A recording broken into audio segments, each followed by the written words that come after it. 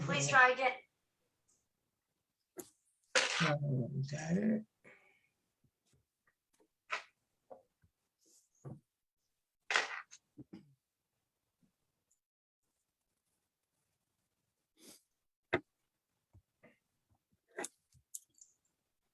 It is not.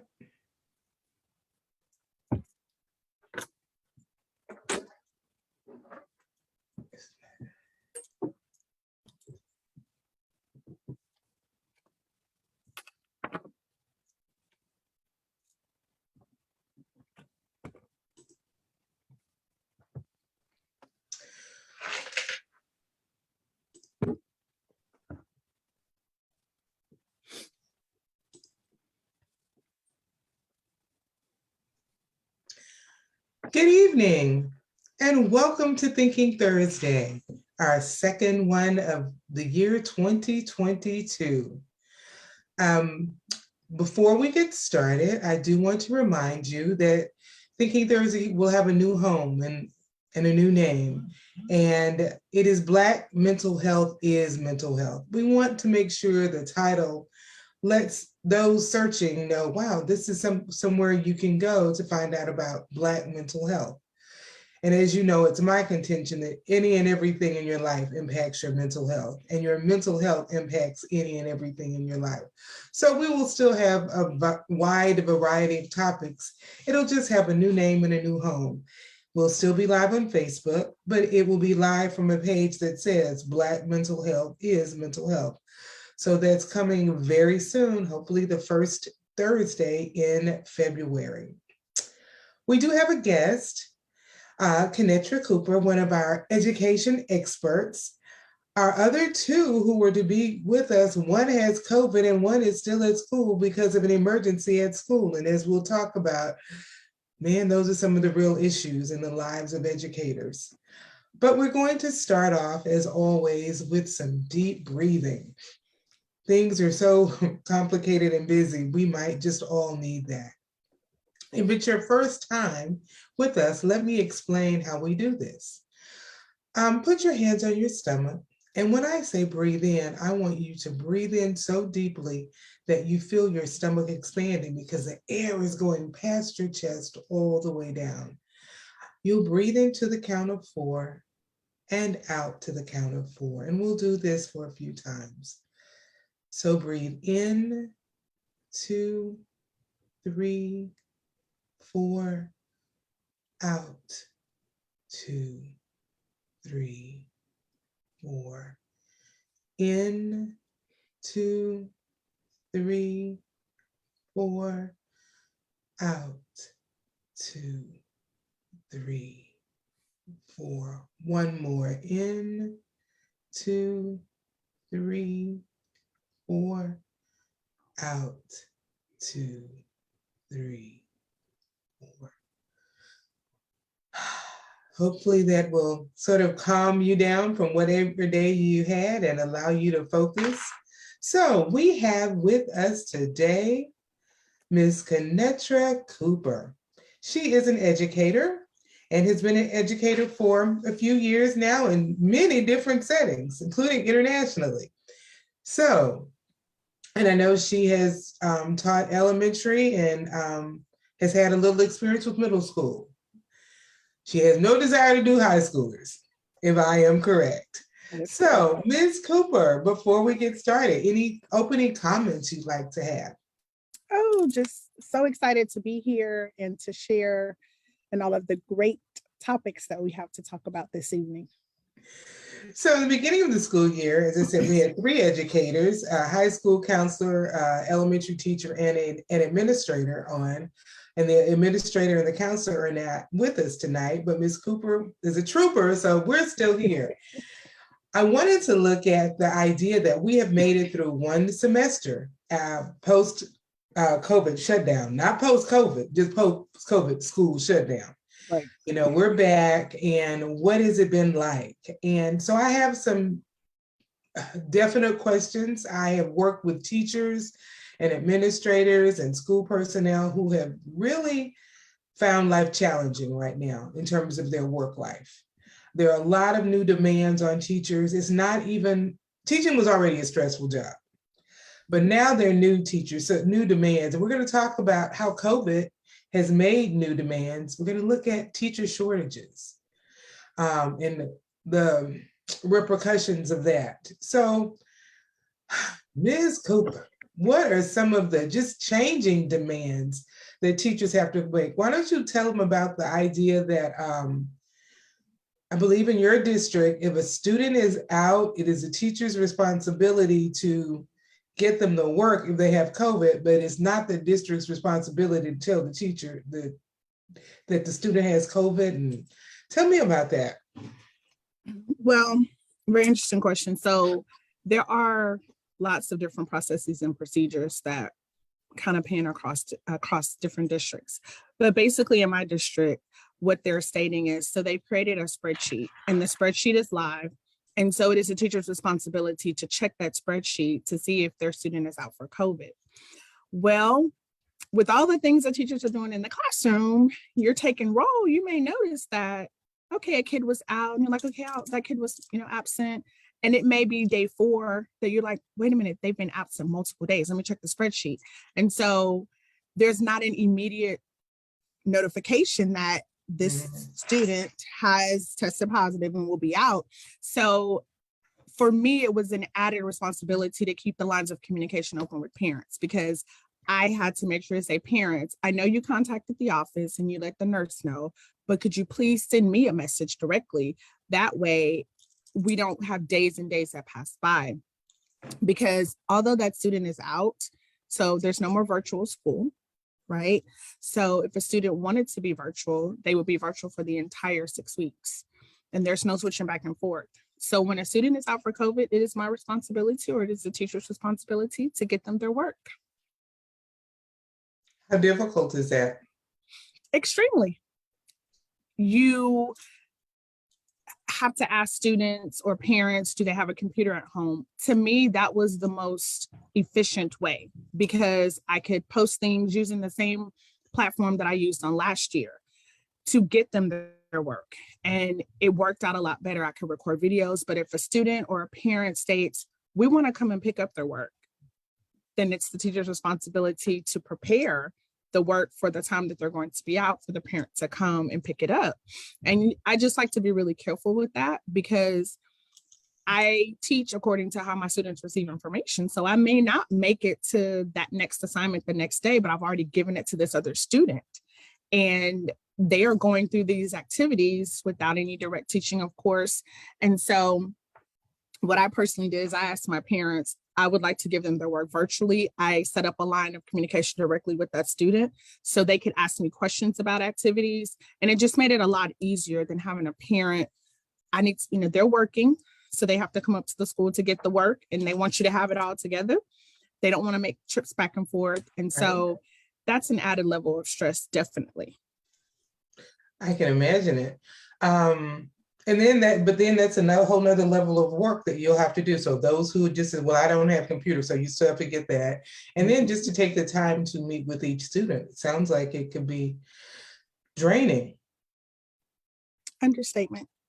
Some of the things I've seen in my practice, and actually with personal friends I've known, that teachers, the level of stress has been so intense this year that I've known of 4 situations where teachers were carted out of the building on a stretcher. Wow. 2 had heart attacks. 1 had a severe panic attack to the point it was, you feel like you're dying, having a heart attack, and it really was a true anxiety attack. And another one had a stroke. And these all happened in the school building. And across grade levels, high school, elementary, middle, all levels. And when it came down to it, it was the stress. They each said, but they were asked to do so much, they couldn't do it. And, you're a teacher, so you have this desire to give to your students. You want to pour out to your students, but you have all of these things that are being thrown at you and that you're expected to do that you're like, but I can't. And then the I can't causes more stress, because why can't I? These were what people were really feeling. And when you think about that, so to be taken out on a stretcher, that adds stress too, because you're thinking, oh Lord, in each case it was a little embarrassment about it happening and all of this stuff. So you're embarrassed, but then imagine the trauma that the student, you see your teacher going, oh God, what's wrong? And then the other teachers who are thinking, and these are actual, comments, see, this stress is going to kill all of us. I just can't do it. And it causes them to want to leave. What kind of experiences with stress have you seen? Most definitely. I was just speaking with a colleague today and we got some new information and they said, I'm just sitting in the break room. Like, I just left my desk. I'm just sitting in the break room by myself. I don't know what to do. It is definitely a real thing. And so I think one of the biggest things is that we forget about how stressful teaching was prior to COVID. Mhm. And those things are not going away. And so now as a teacher, you already know, okay, I signed up for this, but then to add this. And so you start to learn how to try and manage stress and to keep a healthy work-life balance. And then you have this whole new ginormous monster that gets dumped on top of you. And so I've had teachers, like literally I had a colleague tell me this morning, I'm just depressed. I don't know what's wrong with me. I don't have any drive and I can't find it. Teachers are crying, pulling out their hair. Literally. Yes, literally pulling out their hair. And it is intense, to say the least. And you don't know who's next. It's that fear of the unknown. You don't know. And so as an educator, I had to find that peace within me and to continue to repeat the serenity prayer to myself. Like, I cannot change this, Lord. I need to accept this, Lord, and just give the rest to you. So I have definitely seen very close friends. One of my other colleagues went into preterm labor. She delivered her baby about a month and a half, 2 months early. And so thank goodness, baby is, getting stronger every day, but it is real. The stress is real. And that's and the reason I want to really, hit home about this, I think the general population, those not involved in the school system, don't understand the stress. No. And as you said, teachers were already under an insurmountable amount of stress. Mm-hmm. It's still there. On top of that mountain of stress, we have added another mountain and another mountain. And we continue to add mountains. Yes. It is unreal. And how is discipline? So discipline is discipline. We, of course, had discipline issues prior to COVID. Mm-hmm. Now you have students having to deal with coming back into a general setting where they are infused with other students that the entire year last year, they maybe never came into the classroom. And so they're trying to process that. And the other thing is to think about those students who went up a grade level, changed schools, changed buildings. Mm-hmm. So maybe they went from elementary to a junior high. And so not having any interactions with any of their students their last year in elementary, and then now they're in this big school with junior high students and trying to cope with that. It is intense. Like, that's my favorite word. It is intense.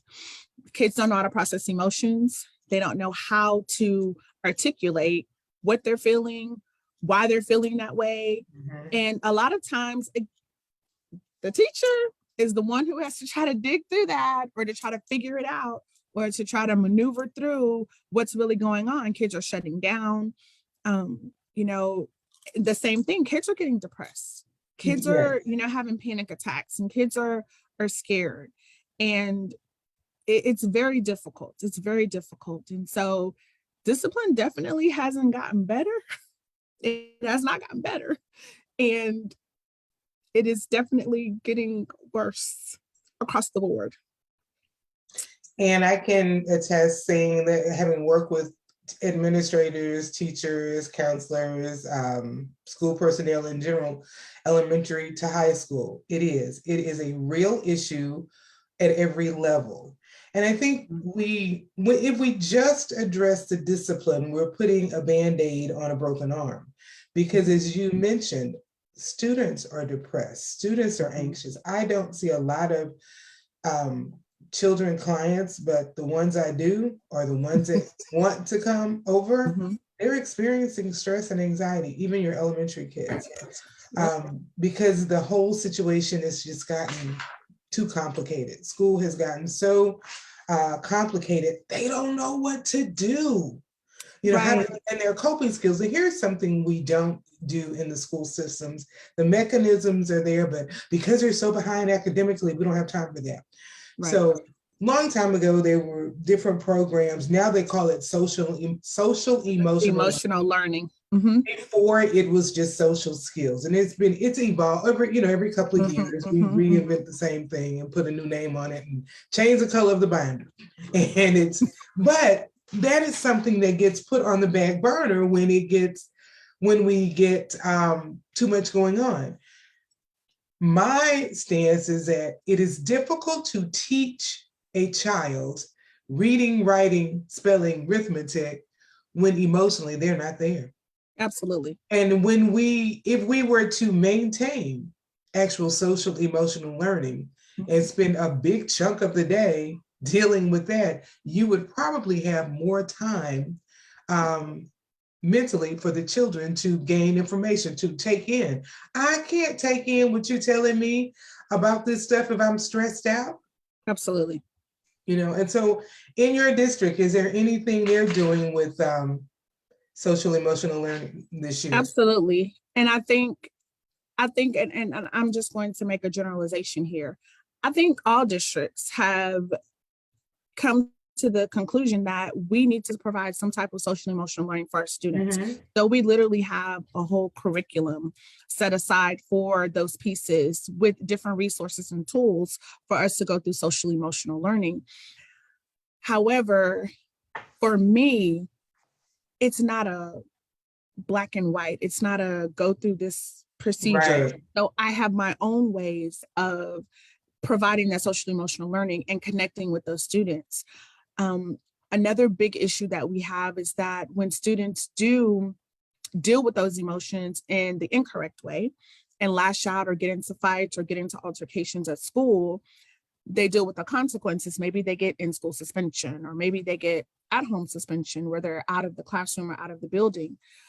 The other piece that we miss is giving that student the coping skills to learn how to deal with those emotions once they return from whenever the consequence was. So if kid A and kid B get into a physical altercation, both students are suspended for 2 days. They're not in the classroom. They're not at school. They're missing learning. And then all of a sudden on the third day, both students show back up as if we're just gonna pick up and everything's gonna be okay. Well, that's not true. We have to teach kids how to restore restorative practices, showing those kids, okay, let's talk about what happened between you and student A and student B. Let's talk about other ways you could have dealt with the conflict, because it just starts to linger on and it never goes away. And then we end up right back in the same spot. So when you talk about students have learning gaps, they're not dealing with their emotions, now they're getting suspended from school, they're missing more learning, they're missing more classroom instruction. It continues to be this ongoing cycle with a never ending point. So all of those things go in and play a big part in student stress. And so when a student is behind and they don't understand, they shut down, and then the work just piles on and on, and they get more and more depressed, and they get more and more stressed, and then they want to fight more and do all the other things that they shouldn't do because they don't know how to deal with it. Right. And you hit on something I want to hold on to for a minute, is that when the students do get suspended, whatever they're suspended for, the only thing that is done to manage that suspension is to send them home, typically. Right. But whatever the issue was is not dealt with. Not resolved. You went home for fighting. Okay, you bet. Did anyone ever help you through, you've been suspended for fighting 5 times this year, so now we're going to send you to the alternative school. Exactly. In that 5 times, all that has happened is you've been suspended. Not Well, let's talk about maybe why are you fighting? Maybe the fighting is because home is so chaotic that I see daddy beat up mama, I see mama beat up daddy. I only know fighting is my coping skill. Exactly. Or That's how I maybe I deal with it. am depressed because anger in younger children, depression rather, looks like anger in younger children. So if I'm angry, and really even older, and some people, anger is a manifestation of the depression that they're dealing with. So maybe it's not so much that I'm just fighting, I'm angry. There's something underneath that anger, and we're not addressing it. So we're only perpetuating the problem.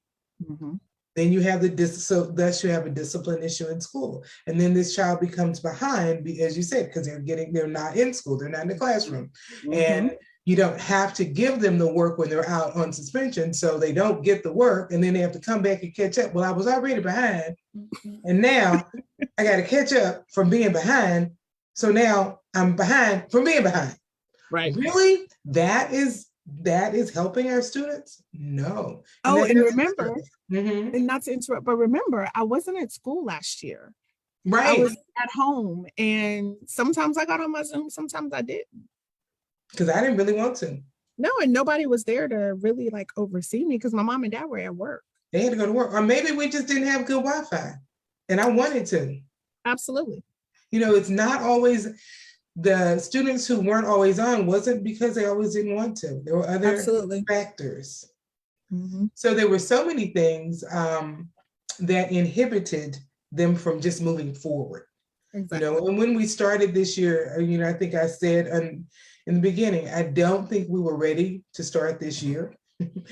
We wanted to go back as business as usual. They've been out of the building for a year and a half. Teachers have been out. Teachers have been in this altered universe trying to teach. Yes. No one's been there. So just to jump in and say, we're going to close the gap. Okay. There was already a gap, and you made the gap exponentially bigger. Yes. And you're going to close it in a few months, and it's all going to be hunky-dory and fine. So I thought it was an unrealistic expectation, and that's what we are now. That brings us, so in looking at the stress, those are, a lot of the stressors that we see were created for lack of planning. Right. And as I said before, when I joined the show, I think the worst thing that we could have done is to tell our kids that because we're going through a crisis, that it's okay to slack up. It's okay to not push forward. It's okay to do just a little bit of the work, not all of it. Johnny, you don't have to do all of it. Yes. Because we were going through a crisis, and I felt like I was so disappointed that that's the picture that we painted, because as they grow up, they're going to go through crises. They're going to go through things that are tough. They're going to have bad days. I had a student ask me one time, we were going over, beginning of the I was taking over a class, and they said, and I asked them, what is it that they expect? And they said, well, if we're having a bad day, like, don't make us do stuff. And I said, well, that's not going to happen. But that is the thought process that the students have. Well, if I'm not feeling good, or if I'm having a bad day, then, they've shown me that, like, we don't have to do all the work. And it's very hard to, like they say, teach a dog new tricks, but to unteach them bad tricks. I don't know what the saying goes, something to that effect, but absolutely. And, the expectation was definitely that second semester. Okay, we were out, February on, you couldn't fail anybody. Yes. And in not failing them, and it was a catch-22, because there were some students who had legitimate, things. You had high schoolers who were going to work during the school day because they were supporting the family, because they could get a job, and mom and daddy may not have had one because they were, and so there were legitimate reasons. I totally get it, totally legitimate reasons. But when you say you cannot fail anybody at all, for that student who just doesn't want to do it, and you didn't fail them, you failed the student. They might not have failed the class, but you failed them as a person, you failed them as a student, because you taught them that this is, like you said, this is what life is. It's just too rough, I'm not going to do it. So we're setting them up for failure in life, because life will be hard, life will be difficult. I used to tell my students, if they would say something like that, well, you know what, today I'm not really feeling like being here either, but it hadn't stopped me. Absolutely. You know, I said, I don't want to come every day, but I'm here every day and I give you my best because that is what is expected of me from me. Forget the powers in me. I expect myself to give my best. But when we tell them I can't fail you and they know it, well, they can't fail me. So why do I need to do it? And you set them up to believe that. Well, they can't fail me, so I'm gonna do what I'm gonna do. Really? You know, and that brings up another topic, and I'm not sure if you want to discuss this anymore in detail, but so last year students had an option. They could come on campus and take the STAR test, or they could not. Well, now this year, for students who did not take the STAR test, they're being treated as a student who failed the STAR test. Yes. Students who failed the STAR test, it is now the school's responsibility to provide 30 hours of intervention per subject. So if they failed reading and math, and if it was a year where they did reading, math, and science, or reading, writing, and math, if they were not successful or they didn't take it, they're being treated as if they didn't take it or as if they weren't successful. And we as educators are to provide this extra enrichment of 30 hours that's been mandated by the state. Which could be 90 hours if they had 3, because I want to make sure everyone understands that's 30 hours per test. Right. Per student. And so if you're the educator, you have 24 kids in your class, 12 of those kids did not take the test. And I can understand, like, if they haven't been in there all year. Here was the other thing about taking them back to the building. I have not been in the building all year long. Wow. And I'm going to walk in and take a test. Well, first I'm in the building, you know, I'm looking around. I've got to orient myself just to being in here. I haven't sat in a desk all year long in a school setting, and I'm expected to take a test and do well. Well, all of those extraneous factors impact how you process the test. So if you kept your child home because you were like, you know what, this is not a good thing, right, but you weren't told that there would be negative consequences. It was like the test was written off, is how it was presented. So, okay, cool, you keep your child at home. Now your child, talking about the stress on children too, I'm stressed out because I'm being punished. Parents feeling the stress because I thought I was doing what's right for my child. And now I also have to find time for you to go stay after school to do this. Teachers, I guess if you had 24 students in your class, 30 students in your class, half of them didn't take the test. Oh, you've got to provide that many hours of extra work. And do you see the extra pay for that? No, you don't. Nope. And I think that that's where this false expectations of teachers. Now, don't get me wrong. The last campus that I was on, I feel like we had a great administration staff as far as trying to verbally, through emails or what have you, appreciate us and say we're doing a good job. I appreciate you. However, there's still these expectations. And so, although we appreciate you, you guys are doing a great job. You know, we really do appreciate you. I don't know, I'll buy lunch tomorrow, whatever. Those things are happening on campuses. But then there's also the expectation that you need to make sure that you're communicating with parents. You need to make sure that you're checking the log to see if any of your students are out with COVID. You need to make sure that your students are doing XYZ. You need to make sure that you're looking at your paperwork and that you're following your accommodations for your students. You need to make sure that you're putting your test into this particular system. You need to make sure that you're doing this, you're doing backwards planning. You need to make sure that you're doing this. You need to make sure that you're doing that. And you need to make sure that you're managing your students and that you're being effective in the classroom. But you appreciate what I'm doing, but it seems like what I'm doing is not enough because there's these expectations that keep falling in my lap. Okay, so now we're going to take a few minutes off of each class so that we can provide this new time frame so that we can provide these 30 hours within your school day. So you're going to get a whole new group of students for about 20 minutes a day that you're going to provide this enrichment for STAR.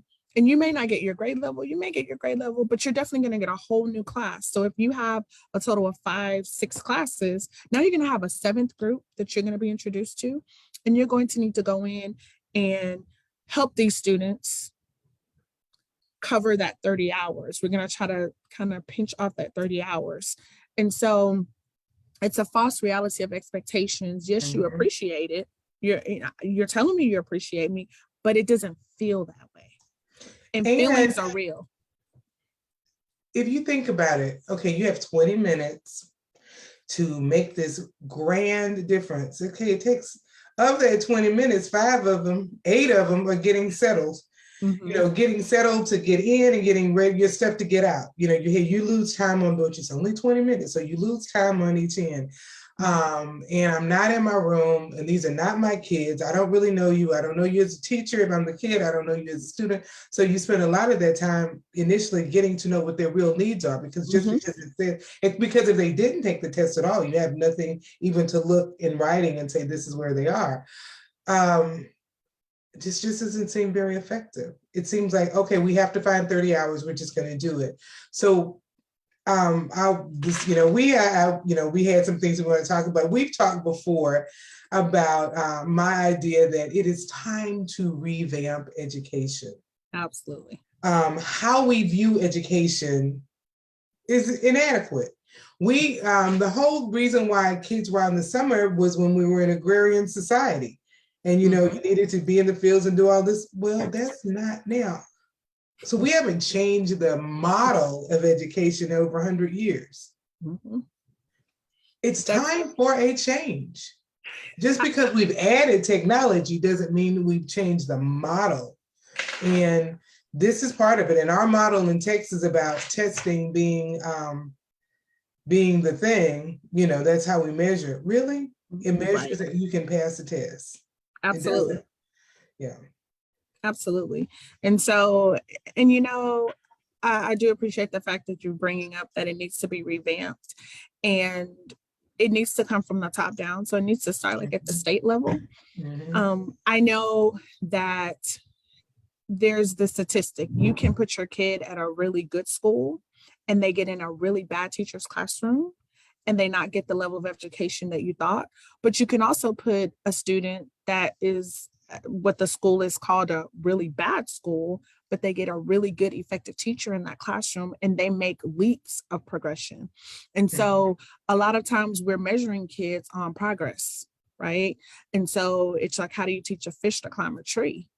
So it becomes that mechanism that drives us. And so I know myself as an educator, I start to think about those things, especially teaching world geography and teaching science for a long period of time at the sixth grade level. I started to think about different ways in order to get students to show mastery, or different ways in order to have students realize or discover or go through and understand different things, making those real life connections. And so I think that if we're going to revamp education, it has to come from the top, and then there has to be adequate training for our teachers, which we're looking for them. We're looking for teachers everywhere across the board. But you said state, I want to back it up to federal. I say our revamping education. I mean, Texas definitely. Take it all the way back. We need to revamp the way education is viewed, in my opinion, in our country. And it starts across the board, making some changes. We need to revamp our thought about education.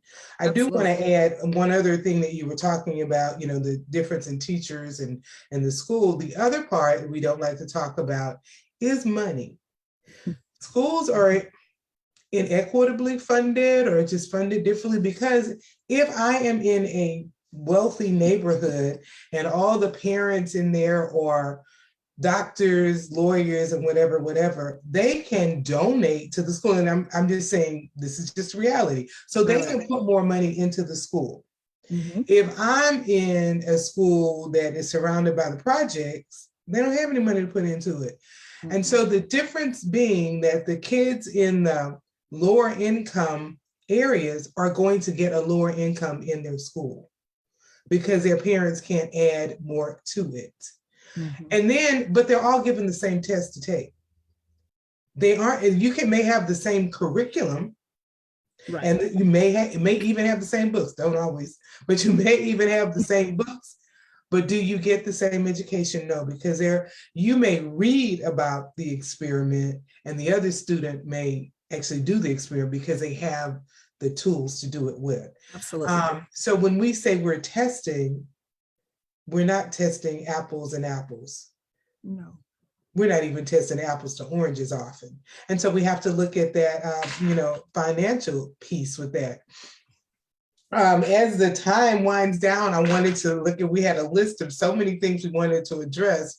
I did want to look at two things. We're going to get through them. Just talking about, we have more on the list, but two more I want to make sure we get through. You mentioned a few seconds ago about teacher shortages. And in COVID, our teacher shortages are growing even greater than they were before. Now, I believe in your district and in districts across the state, they have taken people out of the administration building and put them in the classroom because there's a shortage. And the idea, this is a person with a degree, so you can go in and you started in education, both started, in the classroom. Right. And some districts prefer to do that than even hire subs. I have a little different view on that. If you were a substitute teacher and you've been subbing for a couple of years because it's, maybe it was your retirement job and you do well, and your doing well is measured by you keep getting long-term assignments and you have classroom management, everybody loves you. That person is probably more qualified to go, in my opinion, to go into the classroom than an administrator who's been in the admin building for 15 years. Because they've been out of it, it's not even fair to the person who's in the admin building to say you're going back in the classroom when you've been out for 15 years. Right. Again, that's just another way of doing our kids a disservice, but we're short. But we're not going to hire any more subs and da-da-da-da, but I don't know. Well, what are your thoughts? That's just my skewed opinion. Absolutely. So teacher shortages definitely became a problem when COVID hit. We had record number of teachers retire, record number of teachers just leave the profession altogether. And so, like for myself, I did get a new position at the beginning of this academic year, in which I wasn't able to move into that new position until the second semester. So the whole first semester, we were looking for a teacher. But it's becoming so devastating that they just need warm bodies in the classroom to supervise these kids. I don't think that it's any better to have a person who's been subbing in the classroom for X amount of months or what have you, who have built rapport with the student, if they of course don't know the curriculum and they're not going through able to teach to the curriculum. However, I do think that if those subs, which that's the other problem, people are not subbing anymore. They're not wanting to sub. Why? These kids have discipline issues and the people don't want to deal with the discipline issues. So they're not subbing. They're trying to hire subs. They even increase the pay. Mm-hmm. People don't want to come into the classrooms because of various reasons. And so when we do come into the classroom, we're dealing with discipline issues versus effective teaching. And so to your point, it's like a Band-Aid that, how your Band-Aid doesn't stick when you're trying to put it on. It's just not sticking. And so it's not even, I can't even say that it's putting a Band-Aid on it. But at this point, they need people in the classrooms, because what will be the alternative? If we don't have teachers, well, there's multiple districts that have just shut down schools. Yes. Schools shut down early in several, districts nearby. So at this point, there's not a whole lot that can be done. But yes, somebody that's been out of the classroom for 20 years, yes, they were in the classroom 20 years ago, but you have a sub that has rapport. Mind you, they're not saying don't put that sub in the classroom. That sub is just in another classroom. And then the person from central office is going to be in the other classroom, because it's just that many vacancies right now with teachers. Classroom. And considering the status of education because of extra with COVID, it's hard to try to convince anybody to go into teaching right now. It is just difficult. And a lot of the resignations you saw early on, when, especially your teachers that were getting closer to retirement age, it was like, this is affecting older people, because teachers were teaching to well into their 60s and plus, because they love what they were doing. And, you just do it. It's like, I've seen younger people quit who were taking care of elderly parents and didn't want to take it home to their parent. Absolutely. Then, as I said, the stress, teachers being carted out on a stretcher, having a heart attack or stroke or a panic attack so severe that they have to be hospitalized. This is all coming from a school building. With all of that going on, and other teachers seeing it and saying, I quit. There was another, because I'm thinking of, people I know in situations like, what, when I saw that person, this was a real comment, I saw them go out like that. I was like, that's not going to be me. I'm not going back. And they didn't go back after when January came. I'll stay to December and I'm gone.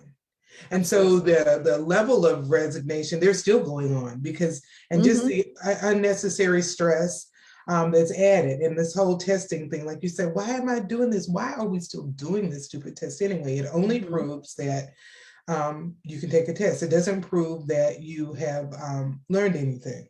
Or apply it. Right, because it's not built on applications. It's built on passing a test, not that you have skills that you can use in life. So yeah, it is very difficult. And I find it difficult to encourage somebody to go into education. There were literally several campuses or, in several places were waiting for the graduates from the December. No, there was no graduates pool per se. Yeah.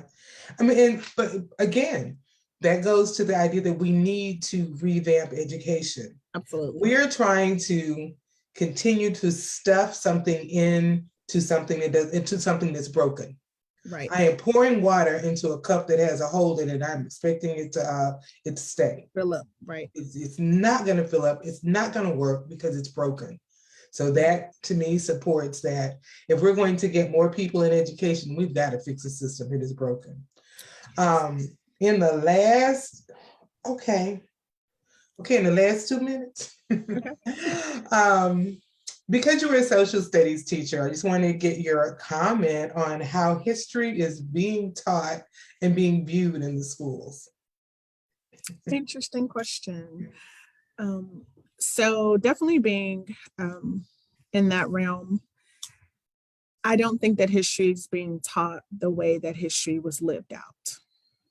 I don't think that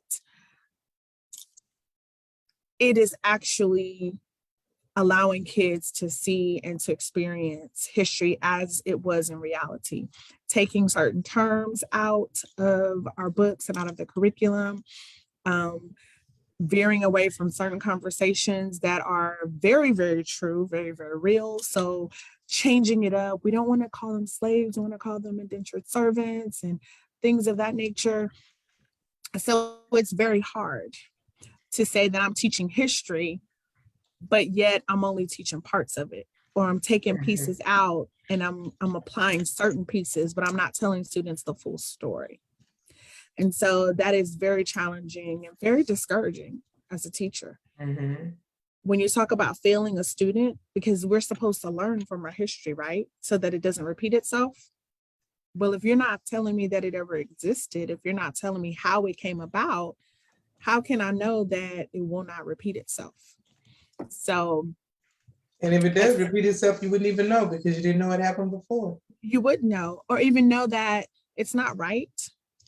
And so we are definitely taking bits and parts out and teaching bits and pieces of it and kind of altering the true picture of what history was and how it was actually lived out and how it played out.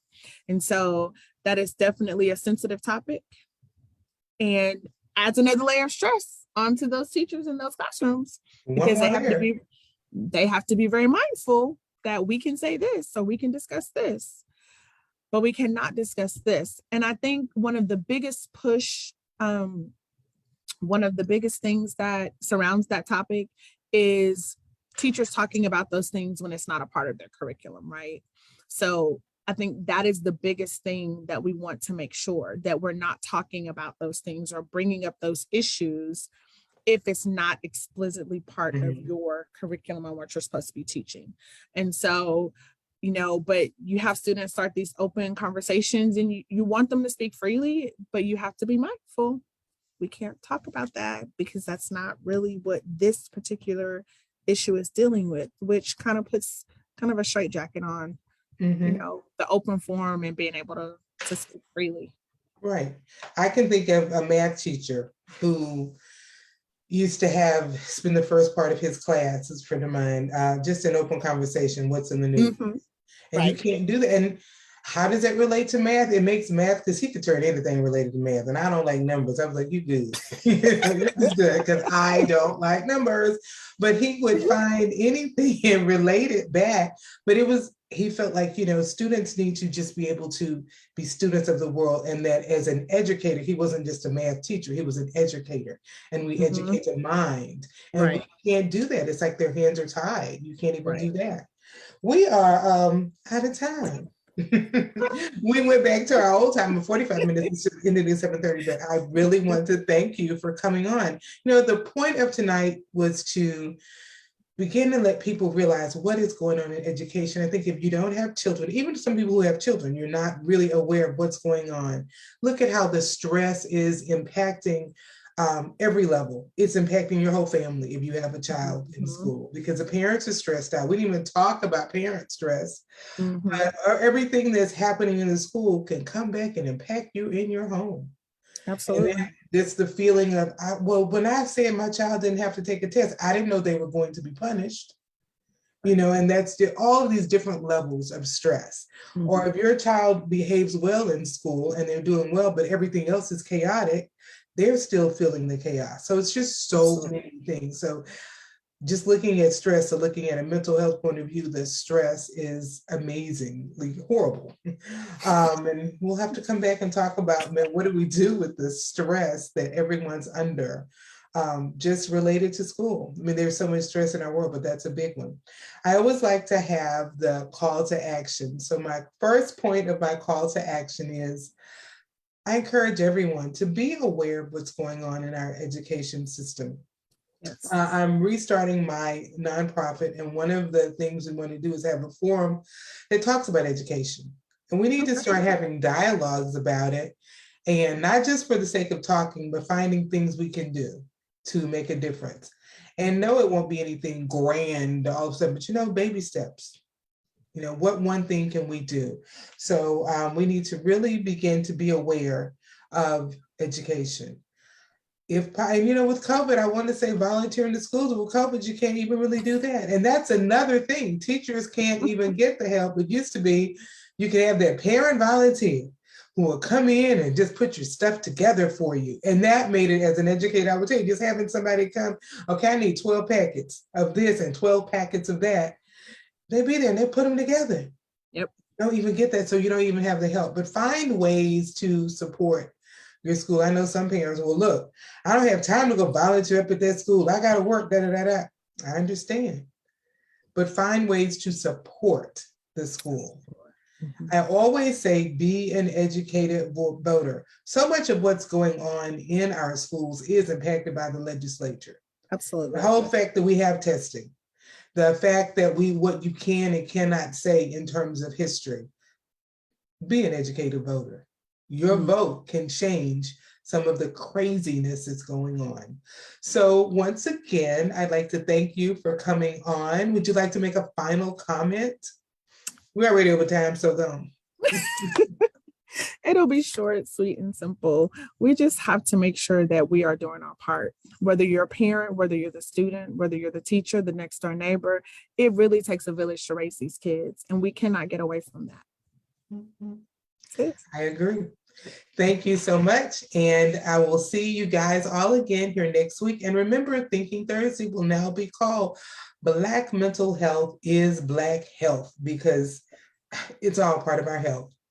See you guys next week. Bye.